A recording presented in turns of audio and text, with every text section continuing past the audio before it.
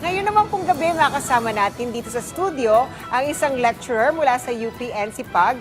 Isa po siyang political analyst at si Professor Lester Balmater. Magandang gabi, Professor. Magandang gabi po, Attorney. Okay. Sir. Gani po, gani. Yes. Gani, Professor, ito yung first question ko sa inyo. Di ba ang ginagawa niyo, nagtitraining din kayo ng mga politicians, mayors, mga politicians.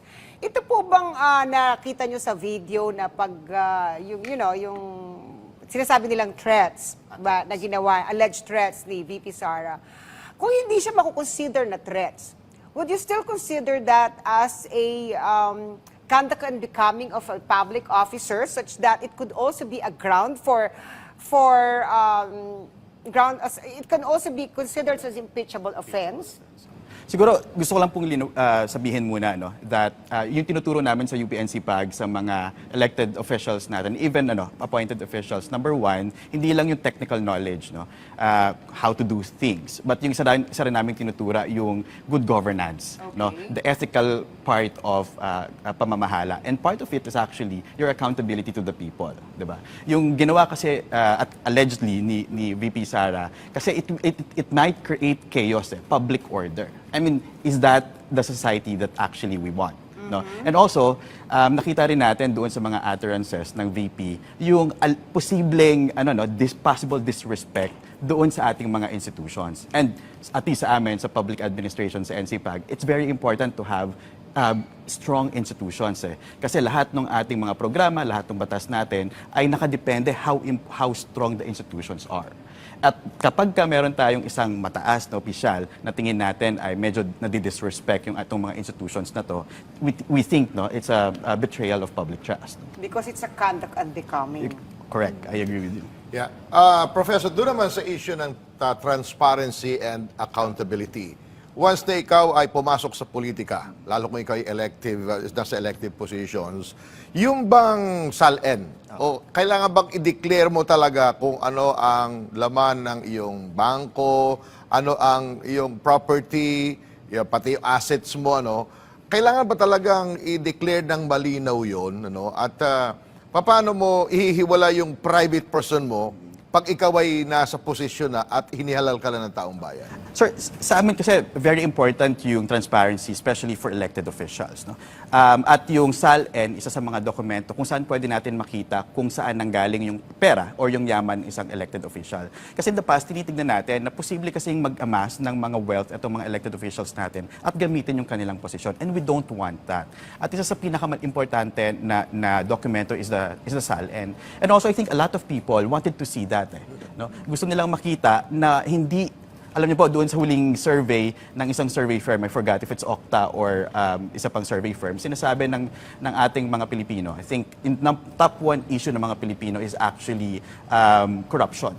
So ayaw natin na magkaroon ng corruption. All Filipinos don't want to have corruption in the government. And one way of securing that is to have a transparency. An area, a document kung saan pwedeng tignan ng taong bayan kung saan ba, ano bang ginagawa nitong elected official na to. And in this case, sir, itong impeachment trial na to, I just want to point out lang, konti lang naman kasi yung pwedeng ma-impeach, Kasi may ilang concern yung mga tao na kapag binulat-lat yung bank accounts, binulat-lat yung kung anong mga accounts, lahat na. Sinasabi nila lahat na. But our argument is that, hindi only applicable to impeachable officer. Kasi kailangan papatunayan mo na before ka maupo sa pwesto, gaano kalaki ang ang asset mo o pera mo, di ba? Ngayon, pag upo mo sa posisyon, kailangan wag magkaroon ng duda ang taong bayan o hinala ang taong bayan na ayan ay na-acquire mo sa iyong posisyon. Maaari yung ginamit mo yung pera ng taong bayan para ka magpayaman. Let's say, bumili ka ba ng bagong sasakyan, sports car, whatever, pero wala ka namang mga negosyo. Exactly, sir. Doon malalaman talaga yun. So, Gaano kahalaga ang pagiging, kasi alam natin daming corruption. Of course, diba? ma'am. Tinuturo niyo yan sa Yes. mga bago pa lang na politicians. Gaano kahalaga na ma-maintain mo ang iyong pagiging tapat tapat sa iyong tungkulin at yung public trust ay nandoon. Yun. Hindi lang sa iyo bilang nagse-serve, kundi maging sa pamilya mo, including yung asawa mo, maski hindi politician. Gusto ko po yung binanggit ni Attorney Chel Joc, which I completely agree with him, that integrity is a continuing requirement. Hindi pwedeng at some point meron kang integridad, tapos at some Tapos point wala na. wala na. No?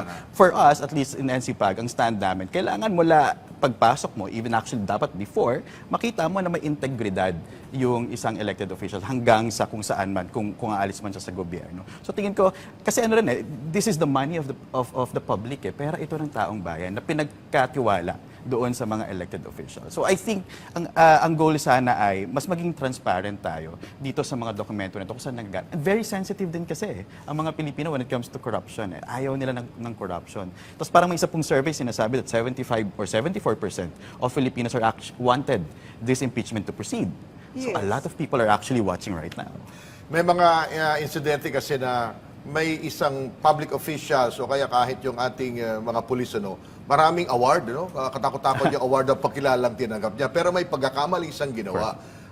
Dito, sa pagsisimula ng hearing na ito, sinight ni defense lawyer, Attorney Sison, na 32 million ang bumoto Yes. kay Vice President Sara Duterte. Para bang gusto nila palitawin na sa dami ng Pilipino na yan, madideprive yung pagboto nila dahil sila ay nagtiwala sa taong ito. Correct.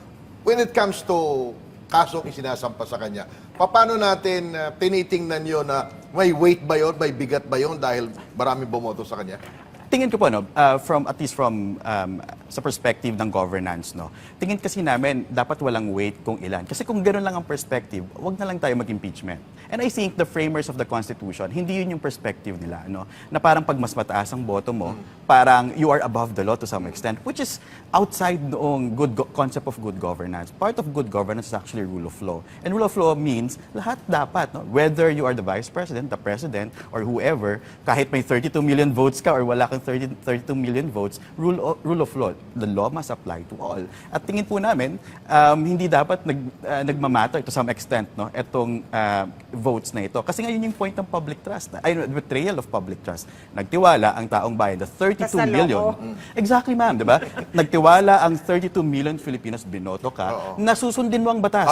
Tapos hindi mo sinunod. Exactly, ma'am. Okay. So, it's so balik tayo dito sa confidentiality Yes, ma'am. versus accountability. Okay. Siyempre, yung tungkol sa mga bank records, itong BIR records, and even the AMLAC records. Paano kung anong epekto nito kung ito ay hindi papayagang buksan because of confidentiality? Ano naman ang magiging epekto nito kung ito ay bubuksan insofar as the prosecution of Article 2 is concerned?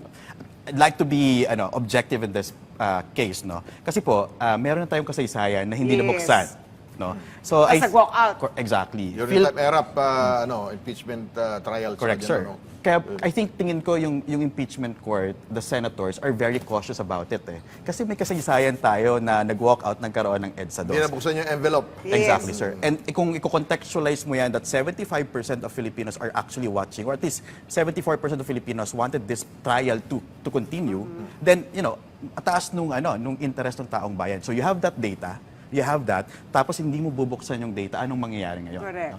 On the other hand, I'd like to, because of the social media, it's different during the time of, President era. But because of social media, it's easier to get snippets and to have a different narrative doon sa mga nakuha. With all in fairness to the Vice President and also to the defense, may point din naman Kasi at some point, I can get some snippets doon sa mga data from the banks and AMLAC, and I can get some narratives about doon sa AMLAC or doon sa data na yun. So may ganung warning or danger din to some extent. But I go back, bakit nga po ba may impeachment? I think the point is, I'd like to agree again with Attorney Chel Joc, bilang isang guro po, as a teacher, paano ba ako mag-grade? I'd like to get all the facts, I'd like to get, parang be there, I'd like to assess all the information, and mag-grade ako. And bilang isang normal na Pilipino na nanonood ng impeachment, I was in Senate yesterday, nanonood ng impeachment, gusto ko, makita ko rin yung buong information bago ako magkaroon ng decision. Tsaka, sabi ko nga po, ang trial hindi lang kay VP Sara. Ang trial also sa Even the impeachment Senate court. Yes. At kapag may ounce ng ng pag-aagam-agam ang Pilipino doon sa the court, then anong magiging effect noon doon sa possible na decisions nila? Whether to convict or not to convict. Di ba? Kung mayroong doubt ang taong bayan sa court itself, baka chaos yung mangyari sa atin. Prof, hindi talaga maiwasan yung pagiging political bias ng mga ating senator judges, ano?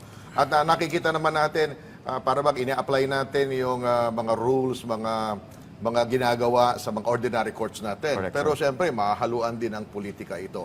Sa tingin mo ba ang taong bayan ay makakasunod dito? And may mga problema tayo ngayon kasi may mga digital media tayo Correct. ngayon na Agree, sir. gumagamit. Kung may sinabi yung isang senator judge o kapanig ng depensa, maraming lalabas na mga argumento ng mga political analyst, so-called analyst. Sa kabilang panig, ganun din, ano? Makikita ba niyo na posibleng maligaw din ang taong bayan because of that digital media natin ngayon, advances? I agree with you, sir. No? Posible po na maligaw yung taong bayan. Kaya nga sabi ko rin na yung trial ay hindi lang sa loob ng Senado. Ang trial also doon sa public opinion. At yung public opinion ngayon, dominante nung media na ginagamit ng mga Pilipino ngayon ay Facebook and other social media. Bukod po doon sa traditional media natin. Kaya very important yung role ng mga traditional media natin. But in fairness din po, because yung mga nangyari in the past, especially yung sa Senate flicks as they call it, nakita rin ng taong bayan how important the traditional media is. Parang, okay, the information coming from the media, the traditional media, ay very credible din. So I think, medyo tingin ko po, may pagtaas doon sa credibility ngayon ng mga traditional media. Pero mix na kasi ngayon eh. I agree, Gaya yes, sir. papanood tayo sa TV, sa mainstream media, sa social media, napapanood din Sabay tayo. pa. Sa bayan. Pero yung sharing ng mga tao na may interest dito, minsan ay napipilipit. Correct, sir. Because of may kanya-kanyang perception o argumento, lalo na yung mga gustong gumamit ng media para mag-take advantage. Yan din po yung at least ngayon tingin ko mas advantageous sa prosecution kasi meron silang number of spokespersons na kumakausap sa public after the trial. Yes. To explain, To explain. I think tingin ko yun yung kulang sa defense ngayon. Minsan, I think may isang araw si Attorney Powa, hindi siya nag-press con kasi meron daw siyang gagawin the following day. Tingin ko kasi, bukod, sabi ko nga po, doon sa inside the impeachment trial, you have the public opinion. And you're right po, nag-shape yung public opinion because of social media. So we have, I think, both the prosecution and the defense should have to be savvy in using the social media sa kasalukuyan for them to have that kind of narrative. Okay, Professor, can you just anong pwede nyo nanonood din sa atin yung mga senators, mga senator judges. Anong pwede nyo mai-advise sa kanila para dito sa impeachment proceedings na nangyayari? Siguro yung una ko pong gustong sabihin sa mga elected senator judges natin that one, people are actually watching. Hindi lang sa dulo hindi lang sila ang judge or justice, Even the people are actually judge in this case. So malapit na rin po ang eleksyon. So they have to be very careful of their actions, whether in favor or against the vice president or kung nasaan man sila. But I think at this point, kailangan nilang i-maintain ang credibility ng impeachment court o ng Senate. Kasi nakadepende po yung possible, yung order ng ating lipunan doon sa kredibilidad ng mga institutions, in this case, the impeachment court. Okay. Akala ko advice mo huwag silang matulog dahil sa haba na Oo nga, sir, discussion, aantokin ka tala. Well, anyway, ang pinag-uusapan pa rin dito, pati yung taong bayan, kasi puro objection, Yes, sir, oo. tumatagal, tapos puro manifestation. Technicalities. Sobrang haba na mga manifestation at technicalities. Ano kaya ang pinakamaganda para bumilis ito, na mapanood ng taong bayan, tsaka ma-summarize lagi? Una, sir, ang hiling ko rin pala sa Senado, and even both the prosecution and the defense, sana mas gamitin natin yung Filipino or taglish man lang doon sa conversation, no?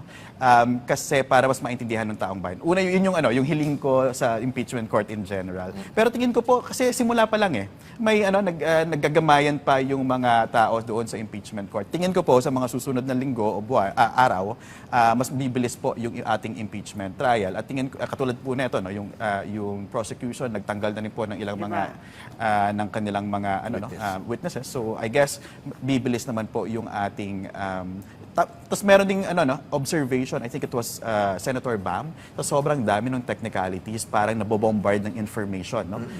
Yung taong bayan. Ako nga po kahapon nasa Senate din ako, parang feel ko necessary pa ba itong mga technicalities na ito? Can we just go to the substantive portion of the discussion? Okay, with that. Very well said. Maraming salamat po sa inyo, Professor Lester Balmatero, sa inyong pagkakataon ngayon. Mag-guest Maraming natin. salamat po.